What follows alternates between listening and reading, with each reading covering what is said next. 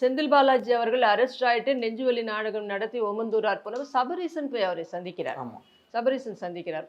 சபரீசன் கூட சந்திக்க வேண்டிய அவசியம் என்ன? ஒரு அமைச்சரை, அதுவும் கட்சி மாறி 5 கட்சி மாறி புதுசா வந்த ஒரு அமைச்சருக்கு ஒரு இம்பார்ட்டன்ட் போர்ட்ஃபோலியோவை தருது. மின்சாரத்துறை பிளஸ் கலாலாண்டா இந்த டாஸ்மாக் இதெல்லாம் தருதுன்றது யாரும் செய்ய மாட்டாங்க தமிழக அரசியல் வரலாற்றுல. திமுக வரலாறுல முக்கியமா இது கிடையாது. கருணாநிதி அவர்கள் இருக்கும்போது இப்படி நடந்திருக்கா?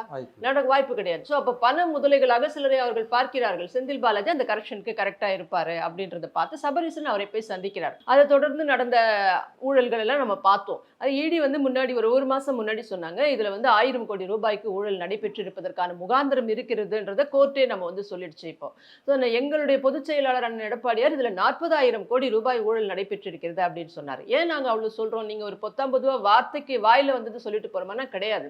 இப்ப 85% பார்கள், இதுவும் கோர்ட் சொன்ன விஷயங்கள் தான். 13% பார்கள் தான் லைசன்ஸோட நடக்குது தமிழ்நாட்டுல. இது ஒரு 3 வருஷத்துக்கு முன்னாடியே உயர்நீதிமன்றமே இதை உறுதிப்படுத்துச்சு. 87% பார்கள் 17% லைசன்ஸா நடக்குது. 83% லைசன்ஸே கிடையாது. 1 லட்சம் ரூபாய் டிடி எடுத்து யாருக்கு அனுப்புறாங்கன்னா கரூர் கம்பெனின்ற பேருக்கு தான் அனுப்புறாங்க அப்படின்ற விஷயங்களை அந்த டிடி எடுத்து அனுப்பக்கூடியவர்களே அந்த முகவர்களே சொன்னாங்க உங்களுக்கு. அப்புறம் இந்த பாட்டிலுக்கு மேல 10 ரூபான்றது நம்ம பார்த்தோம். அப்புறம் இப்போ லேட்டஸ்டா தெரிஞ்சது, மறுபடியும் செந்தில் பாலாஜி ஜெயில இருந்து வந்த பின்னாடி பாட்டிலுக்கு மேல 10 ரூபாய் கிடையாது, குவார்டருக்கு மேலதான் 10 ரூபாய். 4 அப்ப நீங்க ஃபுல் வாங்குனீங்கன்னா 40 ரூபாய் நீங்க தர வேண்டியது இருக்கும் அப்படின்றது எல்லாருமே ரிவீல் பண்ணாங்க. மெகா ஊழல் நடந்திருக்கு அப்படிங்கறத இதெல்லாம் கணக்கு பண்ணி பாருங்க நீங்க.